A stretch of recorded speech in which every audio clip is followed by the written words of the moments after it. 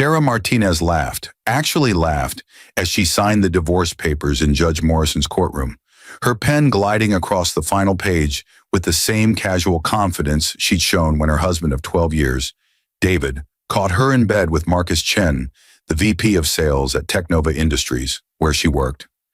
She was a senior marketing executive pulling $180,000 a year, and David? He was just the IT guy she'd married before her career took off, the quiet, boring husband who worked from their basement, barely making what she spent on her monthly shopping trips. But as the judge began reading the asset disclosure, Sarah's smirk froze when she heard Technova Industries listed under David's holdings. Then her heart stopped completely when Judge Morrison announced his net worth, $4.7 billion. The same multi-billion-dollar company she'd been working for, climbing the corporate ladder, bragging to Marcus about her power and status, her husband owned it all.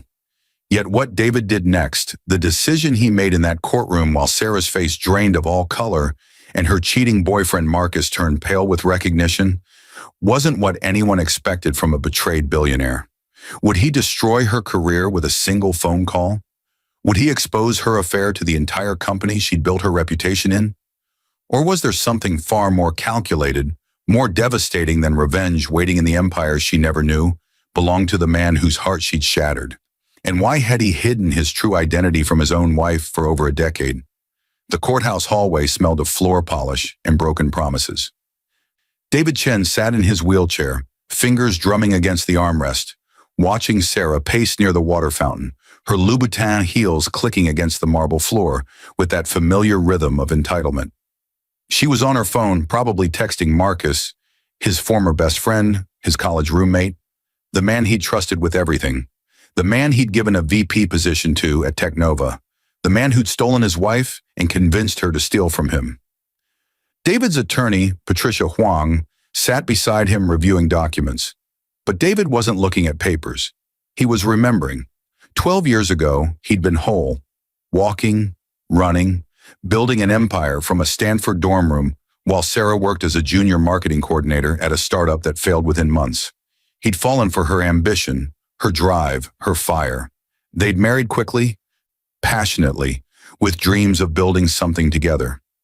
Then came the car accident 8 years ago, the one that shattered his spine and confined him to this chair.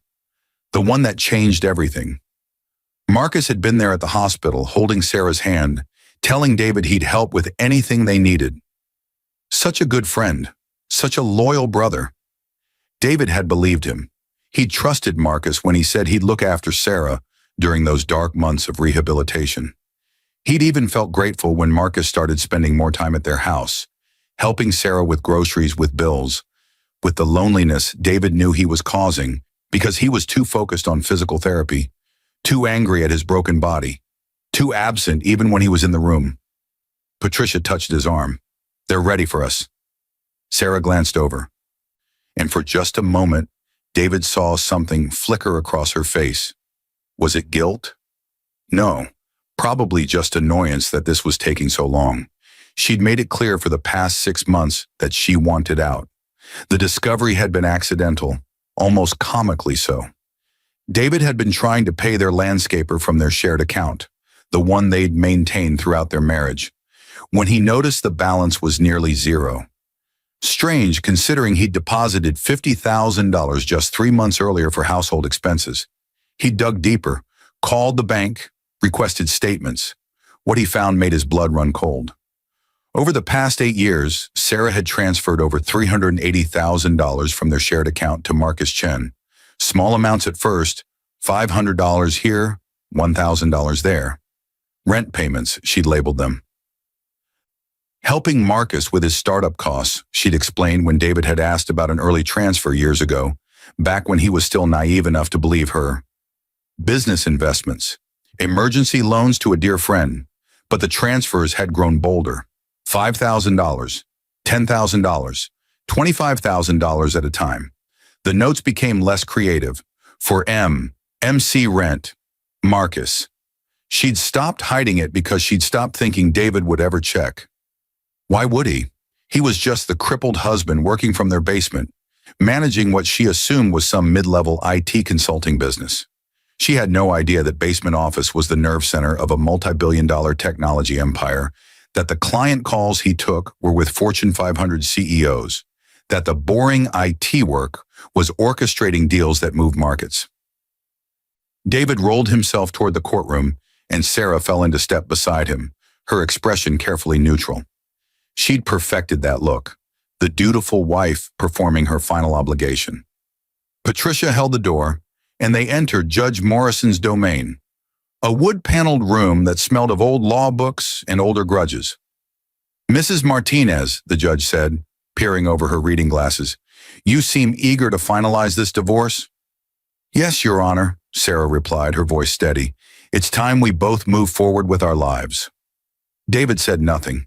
He'd learned the power of silence over these past 8 years, the strength that came from watching, waiting, knowing. Sarah had no idea what was coming. Neither did Marcus, who'd taken a sudden vacation day from Technova, probably at Sarah's urging, worried he might somehow be implicated in the divorce proceedings. Smart man, not smart enough. Judge Morrison shuffled papers, and David caught Sarah sneaking a glance at her phone. Probably another text from Marcus. Perhaps they were planning their future together, the one they'd been building with David's money, in David's company, under David's nose. The apartment Marcus rented downtown, David's money. The startup Marcus had tried to launch 3 years ago that failed spectacularly, David's money. The BMW Marcus drove, registration showed a hefty down payment, made the same week Sarah had transferred $35,000 from their shared account. But that wasn't even the worst part. The worst part was sitting in a folder in Patricia's briefcase, marked simply DNA results. David's hands tightened on his wheelchair. Not yet. First, let her sign. Let her think she'd won. The memory hit David like a physical blow as he watched Sarah fidget with her designer pen. 3 children, Emma, 10 years old, the twins, Lucas and Sophie, 8. They were upstairs at Sarah's mother's house right now, probably wondering why Daddy hadn't called, why he'd moved out so suddenly 3 months ago. They didn't know. God, they didn't know anything yet. David's mind drifted back to 8 years ago, right after the accident. He'd been in rehabilitation, learning to navigate life in a wheelchair, when Sarah announced she was pregnant.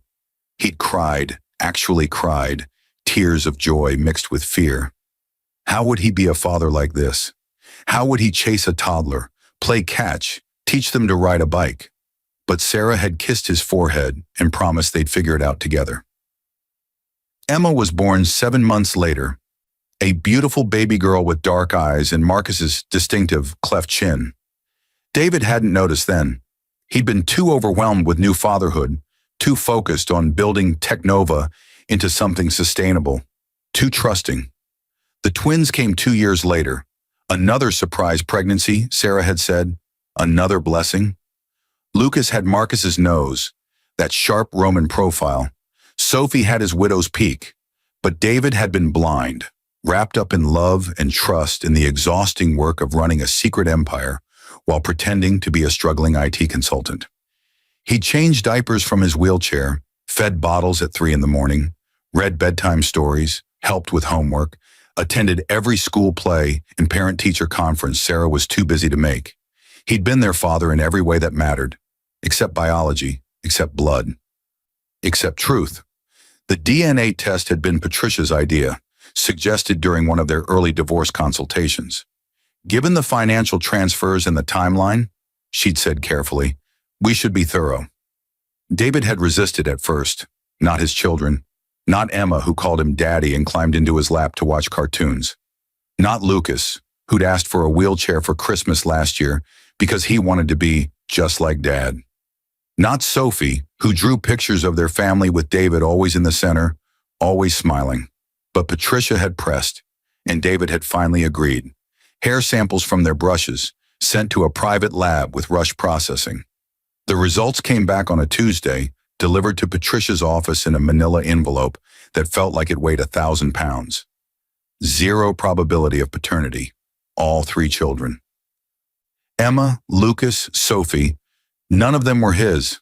David had sat in Patricia's office for an hour, staring at the reports, feeling something inside him crack and then shatter.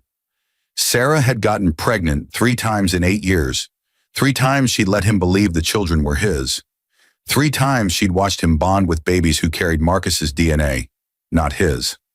3 times she'd lied to his face while he fell more deeply in love with children who would never truly be his own.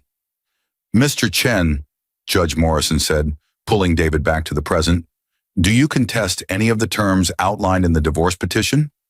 "No, Your Honor," David said quietly. "I want this marriage dissolved as much as my wife does."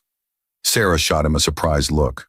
She'd expected him to drag this out, to fight for scraps, to beg for more time. She had no idea he'd been preparing for this moment for 6 months, ever since he'd discovered the first transfer to Marcus. 6 months of investigation, documentation, evidence gathering. 6 months of pretending everything was fine while his world disintegrated. 6 months of coming home to children who called him dad while knowing they never should have. Judge Morrison continued reading. The petitioner requests full custody of the 3 minor children, with respondent granted supervised visitation every other weekend. The petitioner also requests the marital home, valued at $1.2 million, and 50% of all shared assets and accounts. She looked up. "Mr. Chen, do you agree to these terms?" David's lawyer leaned forward. "Your Honor, my client has a counter-proposal regarding the custody arrangement and asset division. But first, we'd like to present evidence relevant to the proceedings." Sarah stiffened. "What evidence?" "We agreed to keep this simple." "You agreed," Patricia said coolly. "My client has discovered several material facts that impact the settlement." She pulled out a thick folder. Financial records showing unauthorized transfers from a shared marital account totaling $380,000 over 8 years. All payments made to Marcus Chen. The color drained from Sarah's face. Those were loans. Loans to a friend. David knew about them. "Did he?" Patricia opened the folder, revealing bank statements highlighted in yellow. "According to our investigation, you labeled many of these transfers as household expenses and emergency repairs. You told your husband Marcus needed temporary help, yet the payments continued for nearly a decade.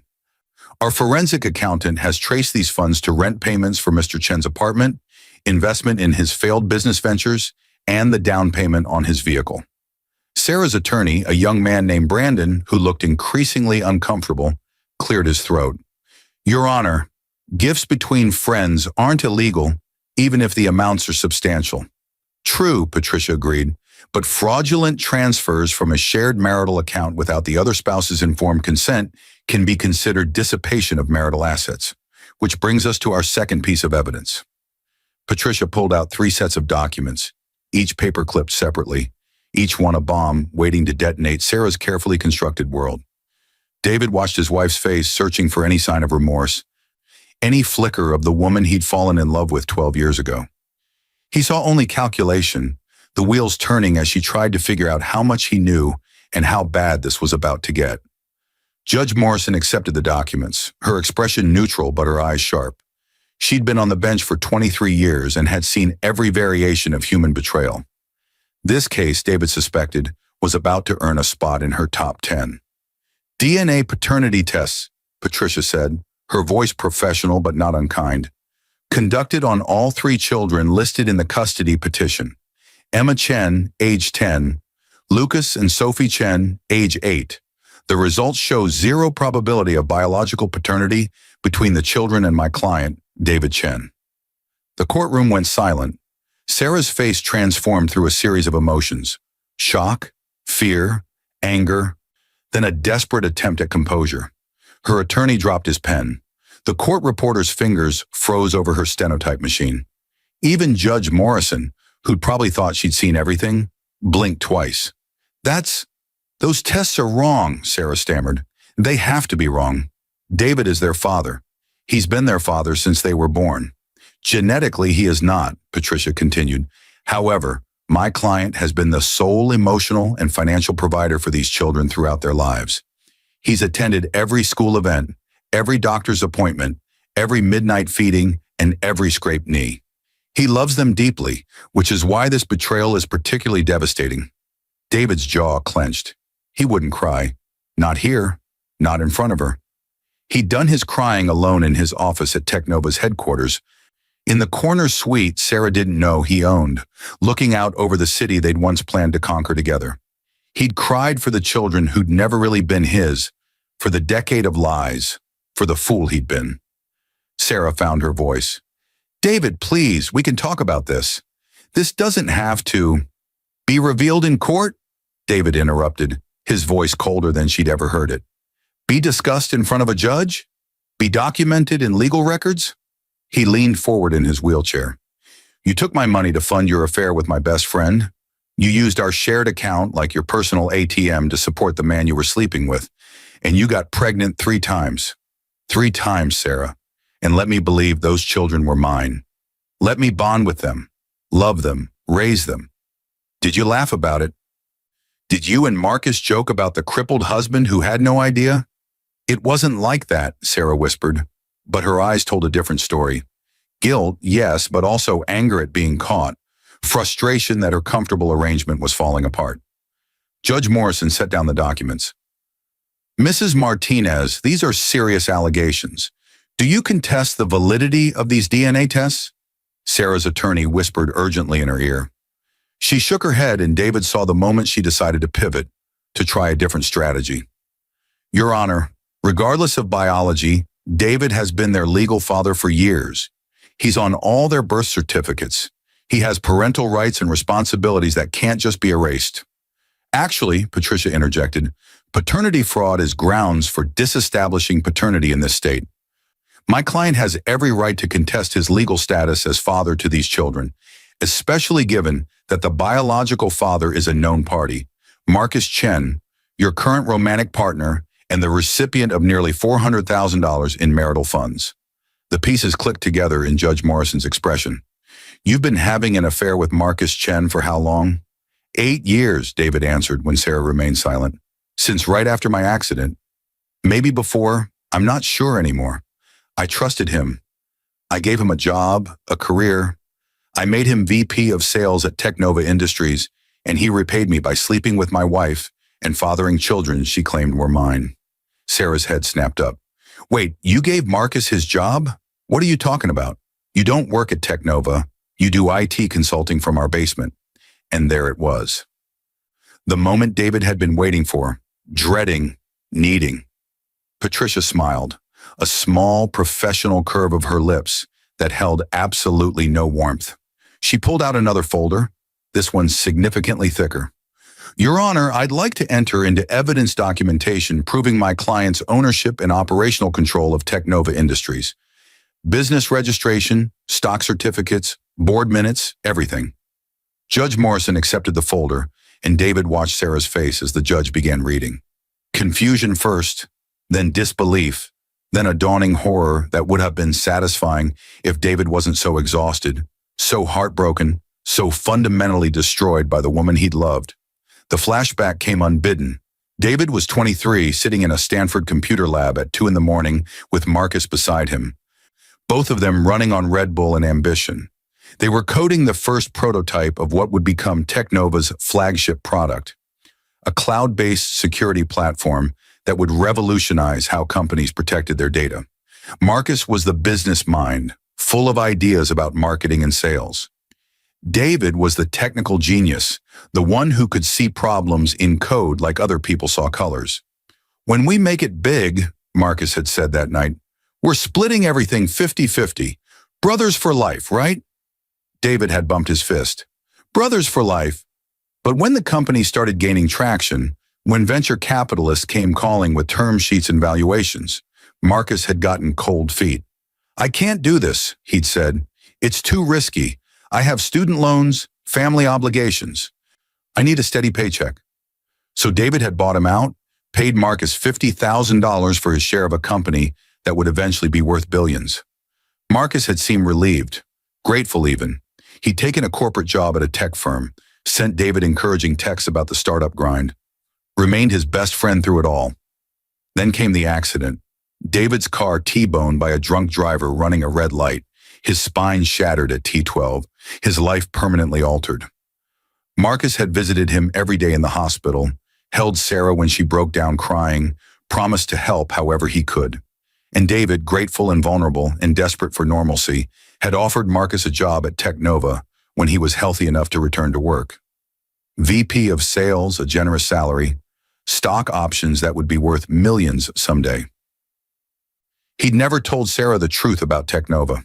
In the beginning, it was because the company was fragile and he didn't want to jinx it. Then it became a test. Would she love him or for his money? After the accident, it became armor. She'd stayed with him when he was broken, wheelchair-bound, dependent. That had to mean something, right? That had to prove her love was real. Except it wasn't. She'd stayed because the house was paid off, because his IT consulting provided a comfortable life, because leaving a disabled husband looked bad, and she'd entertained herself with Marcus, funded their affair with David's money, created a whole family with the man who'd once been David's brother. Mr. Chen, Judge Morrison said, breaking through his memories, these documents show you are the founder, majority shareholder, and CEO of Technova Industries, the company that employs your wife. And her boyfriend, David added. I hired Marcus 8 years ago, right after my accident. Gave him a VP position, competitive salary, the whole package. I thought I was helping an old friend. Turns out I was paying the man who was sleeping with my wife and fathering children she pretended were mine. Sarah stood up abruptly. I need a break. Your Honor, can we take a recess? Sit down, Mrs. Martinez, Judge Morrison said firmly. We're going to get through this. She turned to David. If you're the CEO of Technova, why did you hide this from your wife? It was a fair question, one David had asked himself countless times. After my accident, I was vulnerable, depressed. I wondered if people would treat me differently, if Sarah would see me differently. So I kept running the company from home, told everyone I was doing IT consulting. I wanted to know I was loved for who I was, not what I owned. He laughed bitterly. Ironic, isn't it? I was testing her loyalty while she was stealing from me and sleeping with my best friend. Patricia pulled out yet another document. Your Honor, there's more. Security footage from Technova's executive floor, dated over the past 3 years. The company recently upgraded its surveillance systems, and my client reviewed archived footage as part of his divorce preparation. What kind of footage? The judge asked. Video evidence of Mrs. Martinez and Mr. Chen engaging in inappropriate behavior in Mr. Chen's office. On company property, during work hours, approximately 47 instances documented. Patricia's voice remained professional, but David heard the disgust underneath. Even his attorney, who'd handled hundreds of divorce cases, found this one particularly egregious. Sarah's face went white. You've been spying on me? I've been protecting my company, David corrected. Those surveillance systems are legal and disclosed to all employees. You signed the acknowledgement when you were hired. You just never imagined your husband was the CEO watching the footage. The beautiful symmetry of it would have made David smile if his heart wasn't breaking. Sarah had climbed the corporate ladder at Technova, never knowing she was working for her husband. She'd impressed managers who reported to David. She'd earned promotions that David had to approve. She'd probably bragged to Marcus about her career success, her independence, her ability to make it on her own merit. And all of it, every single achievement, had happened in a company David built, that David owned, that David controlled. Marcus had known, of course. Not at first, maybe, but eventually. David remembered the moment he told Marcus the truth about Technova, about 5 years ago during a late-night call. Marcus had gone quiet, asked strange questions about the company structure, about Sarah's knowledge. David had thought his friend was just surprised, maybe a little hurt that David hadn't been fully honest. Now he understood. Marcus had realized he was seducing the wife of the man who employed him, who paid his salary, who held his entire career in his hands, and Marcus had done it anyway. Judge Morrison removed her glasses and rubbed her eyes. This is, without question, one of the most complex and disturbing cases I've handled this year. She looked at Sarah. Mrs. Martinez, do you understand the severity of what you've done? Setting aside the moral implications, you've committed paternity fraud, dissipation of marital assets, and potentially criminal fraud depending on how we interpret those financial transfers. Sarah's attorney jumped in. Your Honor, my client made mistakes, but criminal charges seem excessive. This is a domestic matter. A marriage that broke down.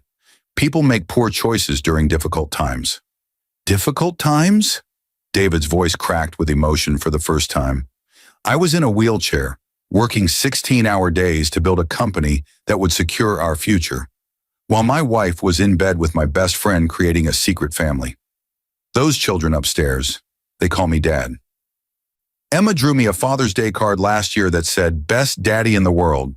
Lucas asked me last month to teach him about computers because he wants to be like me when he grows up. Sophie tells people her daddy is a superhero because I use a wheelchair and still do everything. He paused, tears threatening despite his best efforts.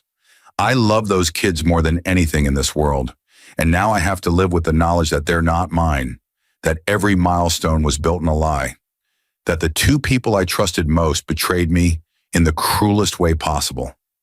So don't talk to me about difficult times or poor choices. This wasn't a mistake. This was systematic, calculated deception spanning nearly a decade. The courtroom was silent.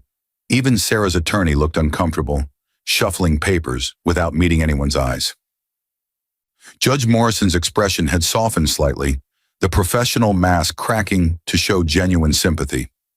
"What do you want, Mr. Chen?" the judge asked quietly. "In terms of custody, assets, everything." David had thought about this question for 6 months. He'd wargamed every scenario with Patricia, considered every angle, explored every possible outcome. Part of him wanted to destroy Sarah completely, fire her from Technova, blackball her in the tech industry, sue for the return of every penny she'd stolen. Another part, the part that still remembered falling in love with an ambitious young woman with fire in her eyes, wanted to just walk away and try to forget any of this had happened. But there was a third part, the part that had held Emma through nightmares and taught Lucas to tie his shoes and braided Sophie's hair before school. That part couldn't just abandon the children, even if they weren't biologically his. They didn't ask to be born into this mess. They didn't deserve to be collateral damage in their mother's betrayal. "I want the truth," David said finally. "I want those children to know who their biological father is. They deserve that, even if it's painful. I want Marcus Chen terminated from Technova Industries effective immediately, with cause, forfeiting all stock options and bonuses. I want reimbursement of the $380,000 Sarah stole from our shared account, plus interest. And I want to be free from this marriage legally, financially, and emotionally." "What about the children?" Judge Morrison pressed. "You can disestablish paternity, refuse any parental rights or responsibilities. You could walk away clean." David closed his eyes. He'd thought about this constantly, the idea of just cutting ties completely, starting over somewhere far away from the memories and pain. But every time he imagined it, he saw Emma's face when he told her he wasn't coming back. Lucas's confusion when he asked why Daddy didn't love them anymore. Sophie's tears when she realized her superhero was abandoning her. "I want them to know the truth about their biological parentage," he repeated, "but I also want them to know I love them, that I chose to be their father, even if genetics didn't make me one. I'll step back, give them space to process and to build a relationship with Marcus if that's what they want, but I won't disappear." "I can't," Sarah finally spoke, her voice small and broken. "They'll hate me. When they find out what I did, Emma and Lucas and Sophie will hate me forever." "Probably," David agreed, "but that's not my problem anymore. You created this situation. You lied to them every single day of their lives. You owe them the truth, and you owe them the chance to decide who they want in their lives moving forward." Patricia pulled out another document. "Your Honor, my client is also requesting that the asset disclosure be read into the record. Mrs. Martinez signed the divorce petition under the impression that marital assets totaled approximately $2 million. The house, some retirement accounts, savings. She's unaware of the full extent of my client's wealth." Sarah's head snapped up. "What does that mean? What full extent?" "It means," David said calmly, "that when you laughed while signing those divorce papers, when you mentally calculated how much money you'd get in the settlement, you were working with incomplete information." Judge Morrison picked up the asset disclosure document, her eyebrows rising as she scanned the pages. "Mr. Chen, is this accurate? Your net worth is listed as $4.7 billion? The number hung in the air like a thunderclap. Sarah's mouth opened, but no sound came out. Her attorney actually stood up, leaned over to look at the document, then sat back down heavily. Yes, Your Honor, David confirmed. Technova Industries is currently valued at $8.2 billion. I own 58% of the company, along with various real estate holdings, investment portfolios, and other assets. The total net worth is accurate as of last quarter. Sarah's laugh when it came was high and slightly hysterical. No, that's not possible. You work from our basement. You make maybe $150,000 a year doing IT consulting. You drive a 7-year-old Honda. We shop at Target. I've been paying for half our groceries because you said money was tight. Money was never tight, David said. I just wanted to live a normal life. I wanted a wife who loved me for me, not for my bank account. I wanted to raise children who understood the value of hard work and humility. He stopped, shook his head. It doesn't matter what I wanted. What I got was a wife who stole from me, cheated on me, and lied about the paternity of 3 children. So here we are. The math was probably happening in Sarah's head right now, David thought. If marital assets were $4.7 billion, even a modest settlement would be hundreds of millions of dollars. More money than she'd dreamed of, more than her $180,000 salary could earn in multiple lifetimes. She thought she was leaving a struggling IT consultant for a VP of sales. She thought she was trading up, moving on to better prospects with Marcus.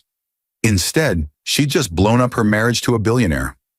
A billionaire who owned the company where she'd built her entire career. A billionaire who employed her boyfriend. A billionaire who had documented evidence of her fraud, her affair, and her paternity deception.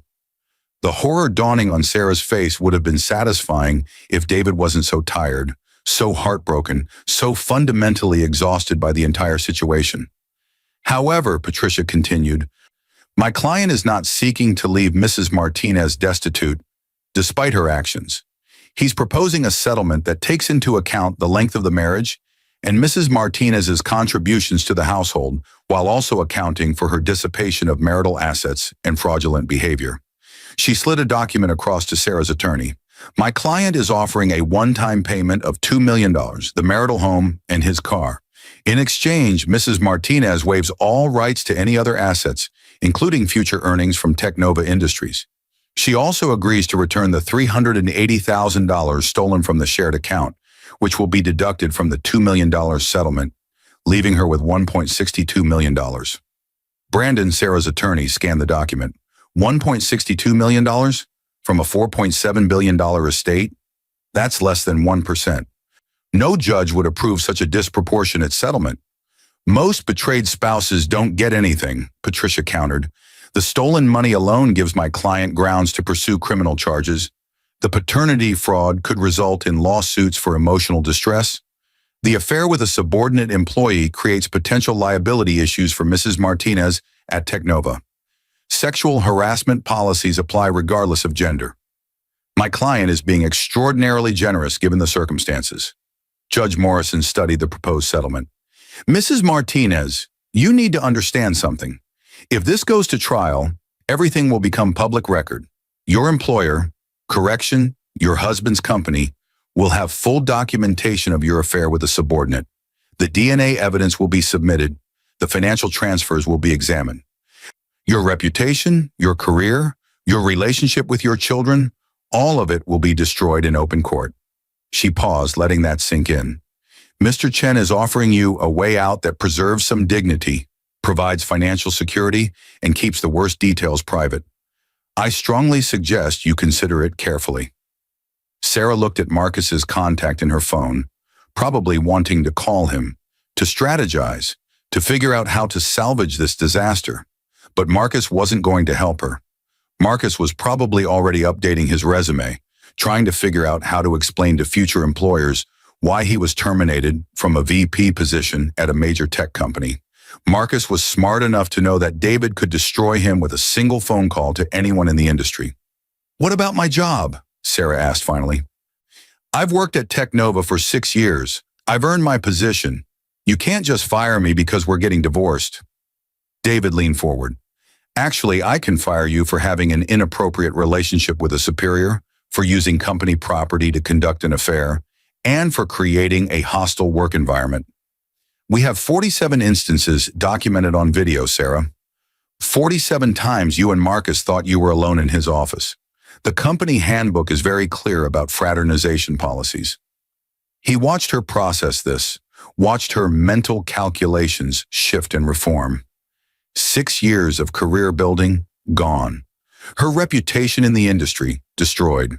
Her relationship with Marcus, forever tainted by the knowledge that they'd both been employees of the man whose wife and children Marcus had stolen. There was no good outcome here for Sarah, only degrees of disaster. "I need to talk to Marcus," Sarah said. "Before I sign anything, I need to talk to him." "By all means," David agreed, "but you should know, Marcus is being served with termination papers this afternoon. He's also being named as co-respondent in the divorce, which means his role in this will be public record regardless of whether this goes to trial. Any future employer who Googles him will find out he had an affair with his boss's wife, fathered 3 children with her while she was married, and accepted nearly $400,000 from her through fraudulent means." Patricia added, "We're also considering a civil suit against Mr. Chen for alienation of affection, though Washington state doesn't recognize that tort. However, we are pursuing recovery of the stolen funds through him as well, which means his assets will be frozen pending resolution." Sarah's phone buzzed. She looked at it, and David saw Marcus's name on the screen. She didn't answer.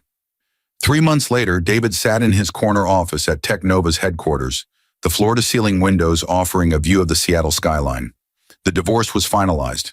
Sarah had signed the settlement, taken her $1.62 million, and moved into a condo downtown with Marcus. She'd resigned from Technova rather than face termination, spinning a story about pursuing new opportunities that fooled exactly no one who mattered. Emma, Lucas, and Sophie knew the truth now. David had insisted on family therapy, on age-appropriate explanations facilitated by professionals.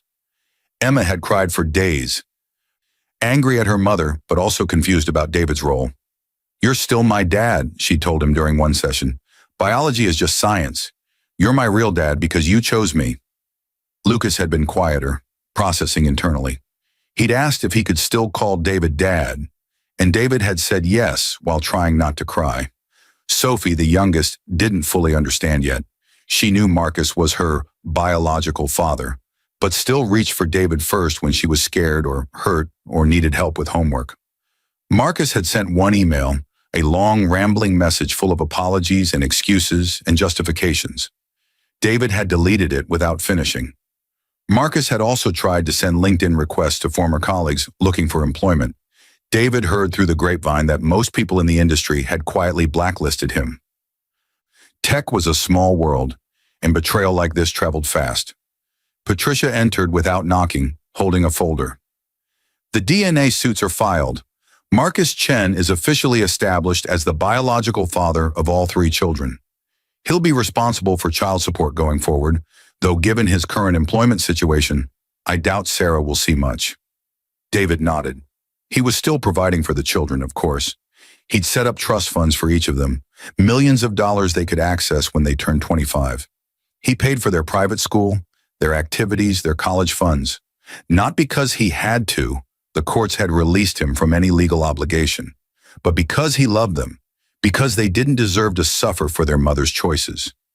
"Any word from Sarah?" Patricia asked. "She requested supervised visitation next month. Emma doesn't want to see her yet.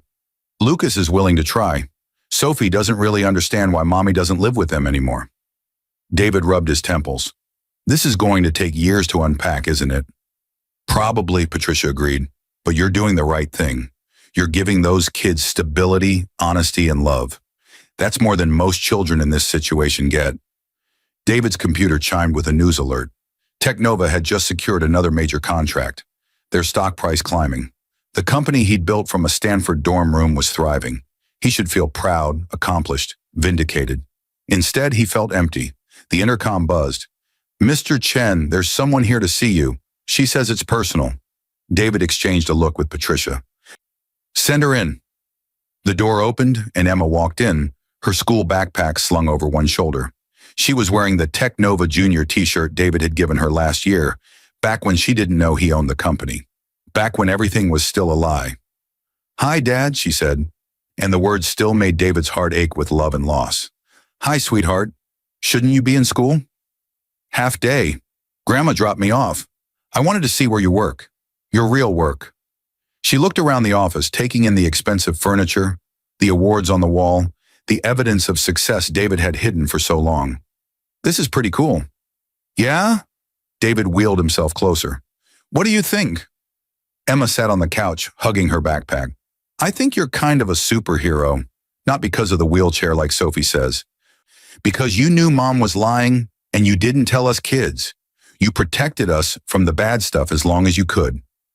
David's throat tightened. "I wish I could have protected you from all of it." "But you couldn't, because Mom made her choices and we got hurt anyway." Emma's voice was mature beyond her 10 years, aged by knowledge children shouldn't have to carry.